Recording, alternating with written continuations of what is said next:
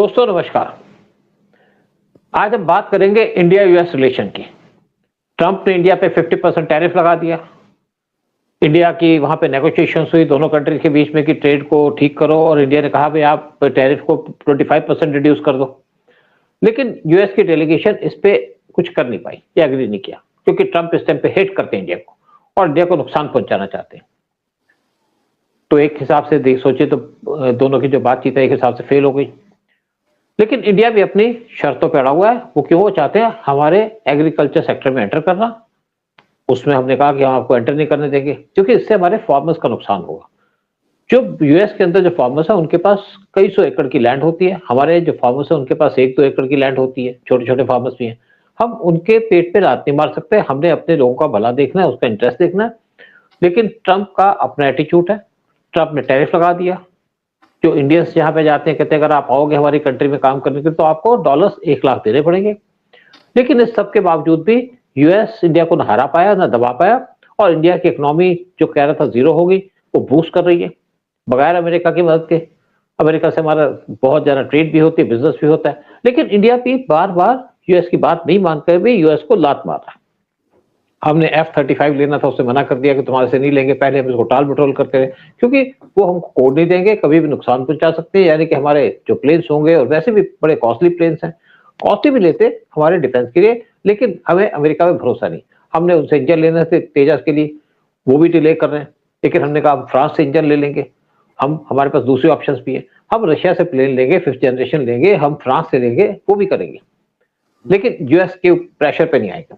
लेकिन जो लेटेस्ट बात हुई है वो ये है कि हमारी इकोनॉमी बूस्ट कर रही है, और कैसे इंडिया यूएस को धमकी दे रहा है, कैसे उसको बर्बाद करने से कर रहा है, इस पे चर्चा करेंगे। और इसीलिए हमारे साथ बैठे उदय शंकर पांडे जी। उदय शंकर पांडे जी, यूएस हम पे प्रेशर डाल रहा था, लेकिन उसका प्रेशर इंडिया पे चला नहीं।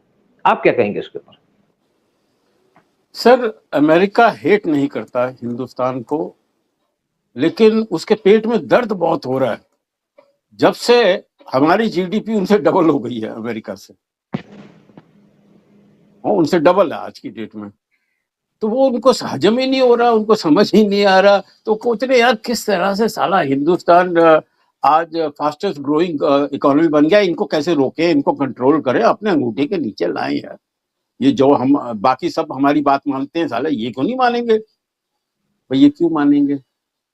आज हम लोग अच्छा कर रहे हैं, आज हमें इकोनॉमी, हमारी जीडीपी काफी हाई है, हम लोग इकोनॉमिकली अच्छे हो रहे हैं। हम वही करेंगे जो देश के लिए भला होगा।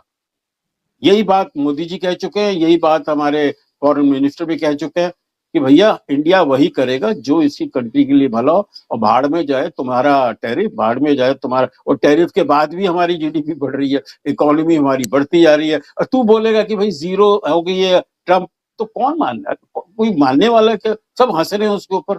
ये जंग मैंने रोक दी, वो जंग मैंने रोक दी। अभी तो सुना है कि अभी जो बोल रहा था कि इंडिया पाकिस्तान की जंग मैंने रोक दी, अब चाइना बोल रहा है कि इंडिया और पाकिस्तान की जंग हमने रोकी है। अब बताइए इससे ज्यादा कॉमेडी क्या होगी? अभी लेटेस्ट वो चाइना अभी कर रहा था। इंडिया ने बोला भाई हम तो कभी मानते ही नहीं कि जो भी हो बायोलेटरली हम लोग सेटल करेंगे, तीसरी मीडिएशन का कोई चांस नहीं है, वी डोंट अलाउ दैट। वो क्लियरली बोला हुआ है। उसके बाद भी ट्रम्प की कॉमेडी, और अब चाइना ने भी अपनी कॉमेडी शुरू कर दी। बट एनीवे उनको करने दीजिए सर, हंसाने दीजिए, थोड़ा एंटरटेनमेंट भी तो चाहिए लाइफ में। नहीं तो ये सारा ये पॉलिटिक्स बहुत सीरियस चीज है सर, बिल्कुल। तो कोई बात नहीं, अमेरिका डेफिनेटली कोशिश करेगा कि हिंदुस्तान के लिए मुश्किलें पैदा करे, उसके लिए रेट बढ़ा दे, चीजें महंगी कर दे, कि चलो हिंदुस्तान नहीं मांगता, हिंदुस्तान कम से कम हम लोग पैसे तो कमाए। बोले हम लोग क्यों आपको देंगे, हम तो उसी को देंगे जो हमारे देश के लिए सबसे इकोनॉमिकली दे रहा है। हमारे पास फ्रांस भी है, अमेरिका भी है, दूसरी कंट्रीज भी हैं, हम लोग वहां से ले लेंगे ना, डोंट वरी। तो ये उनको हजम नहीं हो रहा। लेकिन India is very clear about their preferences, और उनकी पॉलिसीज के बारे में बहुत क्लियर है। सो होने दीजिए सर, वो अपना रोकने दीजिए, हम लोग दूसरी जगह से ले लेंगे, कोई बात नहीं।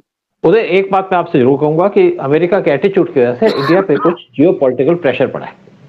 जैसे बांग्लादेश के अंदर, बांग्लादेश के ऊपर इंडिया ने एयर स्ट्राइक करने की प्लानिंग कर ली थी जब वहां पे हिंदू को मारा गया, और पाकिस्तान के ऊपर भी हम ऑपरेशन सिंदूर पार्ट 2 करने की तैयारी में हैं।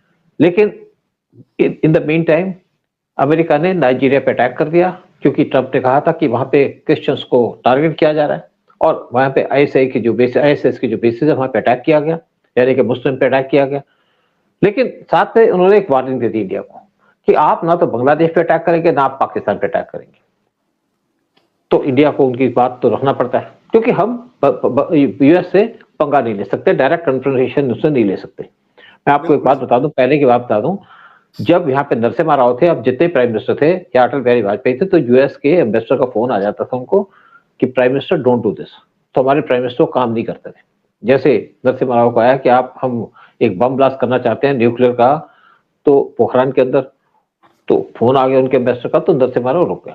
इसी तरीके से जब अटल बिहारी वाजपेयी आए तो नरसिम्हा राव ने कहा मैंने पूरी तैयारी कर ली है, आप कैसे कर सकते हो करिए, क्योंकि यूएस हमको रोकेगा।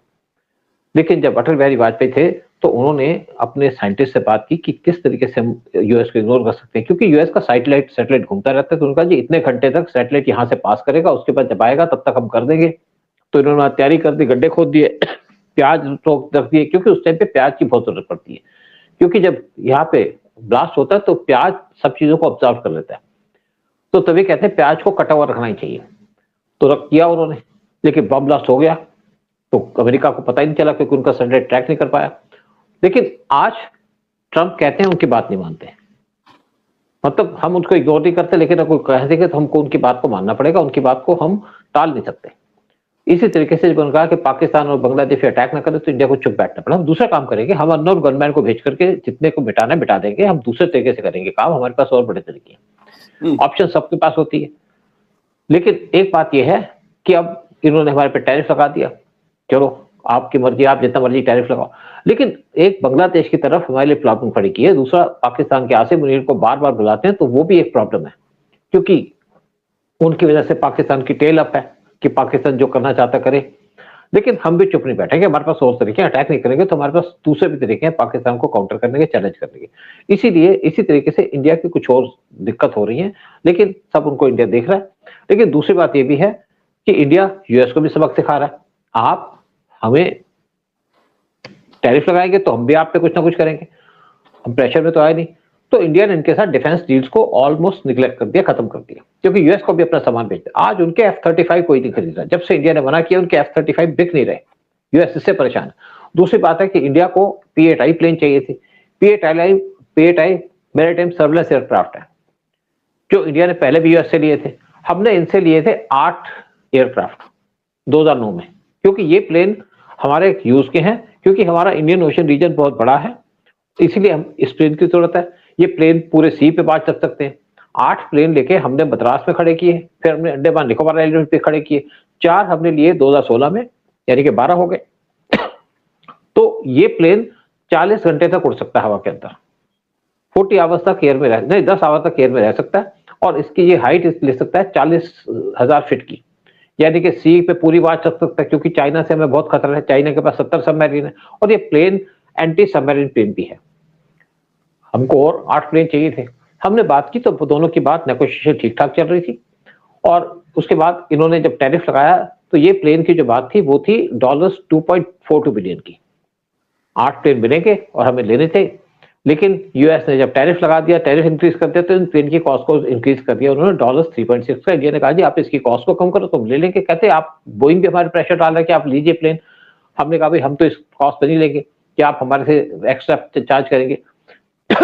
जब इंडिया ने प्रेशर डाला तो उन्होंने कहा जी हमारी जो डिफिकल्टीज हैं वो है ग्लोबल सप्लाई चेन की, ये प्लेन कोई और कंट्री लेता नहीं है, क्योंकि किसी के पास इतना एरिया नहीं कवर करने के लिए। यूरोप में हो तो मुझे नहीं पता, गल्फ के अंदर तो उनका छोटा छोटा एरिया है जहां पे उनको रखना, उनको इस प्लेन की जरूरत भी नहीं है, हमें जरूरत है। लेकिन हमारे पास दूसरे ऑप्शंस भी हैं, तो हमने ये डील को कैंसिल कर दिया। और ये डील है $3.6 बिलियन की, ये यानी कि आप सोचिए कि 32,000 करोड़ की डील है। तो हमने इस डील को कैंसिल कर दिया, तो यूएस की थोड़ी सी गीली हो गई, मिर्च लग गई उनको कि इंडिया ने कैसे कैंसिल कर दिया। भाई हमारे पास पहले भी नहीं थे, तो हम कोई दूसरा अल्टरनेटिव ढूंढ लेंगे, क्योंकि आज हम बहुत सारी चीजों पे परचेज कर रहे हैं। देखिए इंडिया अपने डिफेंस के ऊपर बहुत ज्यादा एक्सपेंसेस कर रहा है, बेसिस बना रहा है। जैसे लद्दाख के ऊपर हमने एक नई बेस बनाई है, न्योमा एयरफील्ड, जो चाइना के बॉर्डर के सिर्फ 40 किलोमीटर दूर है। यहाँ पे ALG था, यानी कि एडवांस लैंडिंग ग्राउंड था, उसको फुल बेस पे कन्वर्ट कर दिया। अब लेह लद्दाख के अंदर हमारी 4 एयर बेसेस हैं, इसी तरीके से पाकिस्तान के बॉर्डर पे हम एक नई बेस बना रहे हैं राजस्थान के अंदर, क्योंकि वो जो पाकिस्तान के बॉर्डर से सिर्फ 30 किलोमीटर दूर है। वहां पे कुछ प्रॉब्लम आई थी तो हमारी गवर्नमेंट कोर्ट पे चली गई। कोर्ट ने कह दिया कि जितने भी लोग हैं इनको जगह खाली करो, क्योंकि ये डिफेंस का इशू है। इसी तरीके से बांग्लादेश के आसपास त्रिपुरा में हमने नई जो 1971 की वो बेस है उसको दोबारा से एस्टेब्लिश कर दिया। फिर एक और नई बेस बना रहे हैं बांग्लादेश के आसपास, क्योंकि आज हम अपनी डिफेंस को स्ट्रॉन्ग कर रहे हैं। हमको हर एक चीज की जरूरत है, हमको एयरक्राफ्ट की जरूरत है, हमको सबमरीन की जरूरत है, हमको हेलीकॉप्टर्स की जरूरत है, हमको मिसाइलों की जरूरत है और हमें और ड्रोन्स की जरूरत है। तो इंडिया के पास ये नहीं तो दूसरी चीजें, हमें तो अपनी डिफेंस को प्रोटेक्ट करना है। तो लेकिन आज हम अमेरिका के ना तो प्रेशर पे है, इससे अमेरिका के जब हमने डील कैंसिल की तो अमेरिका की हवा निकल गई कि इतनी बड़ी डील चलेगी, उनका बोइंग भी खत्म हो गया। आप देखिए दूसरी बात क्या है कि हम अपने प्लेन लेते हैं, जो हमारी एयरलाइंस हैं, बड़ी बड़ी एयरलाइंस से बड़े बड़े प्लेन लेती हैं, लेकिन बोइंग से जाते थे प्लेन ज्यादातर, या जो फ्रेंच कंपनी है उससे हम लेते थे, क्योंकि दो ही कंपनी वर्ल्ड के अंदर बनाती हैं जो बड़े बड़े प्लेन है। लेकिन रशिया से हमने इंडिया ने एग्रीमेंट साइन किया कि रशिया के प्लेन जो थोड़े छोटे प्लेन होंगे वो इंडिया खरीदेगा और वो इंडिया के अंदर एक जगह से दूसरी जगह जाने के लिए प्लेन को यूज किया जाएगा। इससे यूएस की इकोनॉमी फर्क पड़ रहा है। तीसरा काम क्या है, ब्रिक्स के अंदर टोटल तरीके से डी-डॉलरेशन का काम किया जा रहा है, यानी कि डॉलर में कोई बिजनेस ही नहीं किया जाएगा। इससे भी अमेरिका को झटका पड़ रहा है। पहले इंडिया इसको इग्नोर कर रहा था। और चौथी एक और बात आ रही है कि ताइवान के ऊपर इस टाइम पे चाइना की वहां पे एक्सरसाइज चल रही है ताइवान के आसपास, यानी कि पूरे तरीके से देखिए अटैक करने की तैयारी है। तो अमेरिका ने इंडिया से कहा कि ताइवान के ऊपर यहाँ पे काम हो रहा है तो आप कुछ करिए। इंडिया ने जवाब ही नहीं दिया। उनका जो क्वाड की मीटिंग कर लो तो इंडिया ने कोई जवाब नहीं दिया। पहले ट्रंप कहते थे मैं मीटिंग अटेंड नहीं कर रहा हूं, अब इंडिया को इंटरेस्ट नहीं है, क्योंकि तुम्हें हमारे, अगर हमें तुम्हारी जरूरत है तो तुमको भी हमारी जरूरत है। अगर तुम हमारे साथ नहीं होगे तो हम तुम्हारे साथ नहीं खड़े होंगे। तो इंडिया में अपनी इस टाइम पे पॉलिसी को बड़ा क्लियर कर लिया इंडिया ने कि भाई हम झुकेंगे तो नहीं। दोस्ती है तो दोनों ताड़ी दोनों हाथ से बचती है, दोस्ती दो हाथ से होती है। एक के कहने से दोस्ती नहीं होती, दोस्ती दोनों तरफ से होती है। तो आज अब रशिया हमारा दोस्त है तो रशिया के साथ जाएंगे। जब पीएम मोदी पावर में आया था तो पीएम मोदी का स्लांट जरूर इनिशियल हमारा रशिया की तरफ था, लेकिन हमने धीरे धीरे उसको यूएस की तरफ ला दिया, यानी कि जिससे रशिया हमसे नाराज हो गया। जब ट्रंप ने हमको अपनी अकड़ दिखाई तो हमने रशिया के ज्यादा क्लोज चले गए। अब उनसे Su-57 फाइटर जेट भी हम ले रहे हैं, क्योंकि उन्होंने हमको कह दिया हम तुम्हें सोर्स कोड भी देंगे, इंडिया के अंदर को मैन्युफैक्चर भी किया जाएगा, ज्वाइंट प्रोडक्शन भी की जाएगी, और आपको अपनी मिसाइल लगानी है तो बताइए कौन सी मिसाइल लगानी है, वो भी हम दे देंगे जो हमें बाकी कंट्री नहीं देती। तो इंडिया आज इंडिपेंडेंटली काम कर रहा है। आप नहीं तो दूसरा, दूसरा नहीं तो तीसरा, अभी कोई ना कोई तो आएगा, क्योंकि हमने पैसा देना है, सामान खरीदना है, भीख तो मांग नहीं रहे। तो आज जो यूएस की पॉलिसी है इंडिया की तरफ, उससे इंडिया टोटली कैंप पे चला गया रशिया के, और यूएस इस पे अकेला पड़ता जा रहा है। चाइना भी आएगा, जो भी आएगा, चाइना अगर बॉर्डर इश्यूज रिजॉल्व कर ले तो हम चाइना के साथ और क्लोज हो जाएंगे। लेकिन मेन बात है कि इंडिया अपने डिफेंसेस को स्ट्रॉन्ग कर रहा है, अपनी एयर बेसिस को एक्टिवेट कर रहा है, चाहे चाइना के बॉर्डर पे हो, चाहे पाकिस्तान के हो, चाहे बांग्लादेश पे हो, ताकि अगर हमें कहीं से भी अटैक हो अब खुद को डील सके। हमारे तेजस बन रहे हैं, हम रफाल लेंगे, हम Su-57 लेंगे, हमें अमेरिका का F-35 नहीं चाहिए। आप दोस्ती से दोगे तो हम लेंगे, आप दुश्मनी रख के दोगे तो हम नहीं लेंगे, क्योंकि अगर हम सोर्स कोड नहीं मिलेगा तो आप कभी हमारे प्लेन को ग्राउंड कर सकते हो तो कागज का टुकड़ा हो जाएगा। तो आज इंडिया अपने पैर पे खड़ा है, मजबूती से खड़ा है और अपनी डिफेंसेस को स्ट्रॉन्ग कर रहा है। जैसे हमने पहले भी कहा था, अभी हमने K4 मिसाइल को टेस्ट किया जिसकी रेंज है 3500 किलोमीटर की, और इसको टेस्ट किया हमने सबमरीन से, क्योंकि ये सबमरीन पे लगेगी। और इसका पर्पस ये है कि हम आज ट्राइड के लिए, हमारे पास पहले भी सबमरीन से चलाने की मिसाइलें थी जिनकी रेंज थी 750 किलोमीटर की, वो थी उनकी रेंज थी 750 किलोमीटर की, लेकिन आज हम 400 किलोमीटर की 3500 किलोमीटर की मिसाइल बना करके इस टाइम पे चाइना को चैलेंज कर रहे हैं। हम पाकिस्तान को डील कर सकते हैं, लेकिन चाइना को डील करने के लिए हमारे पास कुछ नहीं था।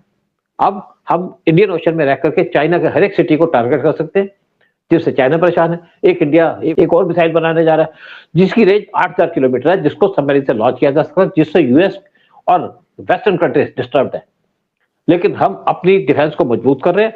इवन मैं आपको जब डिस्कस करने से बाकी कह दूं, इंडिया दिल्ली को सेफ गार्ड करने के लिए यहाँ पे एक डोम सिस्टम बना रहा है, ताकि दिल्ली पे कोई अटैक हो, चाहे ड्रोन से चाहे मिसाइल से, उसको पूरे तरीके से न्यूट्रलाइज कर दिया जाए।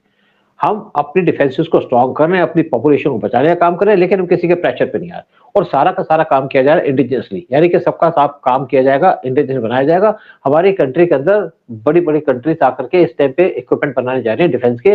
रशिया कहता है कि आप अपने कंट्री के अंदर बनाइए, Su-57 बनाइए, Su-75 बनाइए, ब्रह्मोस बना रहे हैं, और मिसाइल है वो भी बनाइए। दूसरी तरफ इजराइल भी हमारी कंट्री के अंदर कहता है कि आपको जो भी चाहिए हम बनाएंगे, क्योंकि हमारे पास लैंड नहीं है, आपकी लैंड के अंदर हम यूज करके डिफेंस के इक्विपमेंट बनाएंगे। तो इंडिया रशिया यूएस को छोड़ करके इनकी तरफ जा रहा है, चाहे इजराइल हो चाहे रशिया, जो हमारे टेस्टेड फ्रेंड्स हैं। तो आज ट्रंप का इंडिया को ब्लैकमेल चल रहा है, वो ब्लैकमेल फेल हो गया।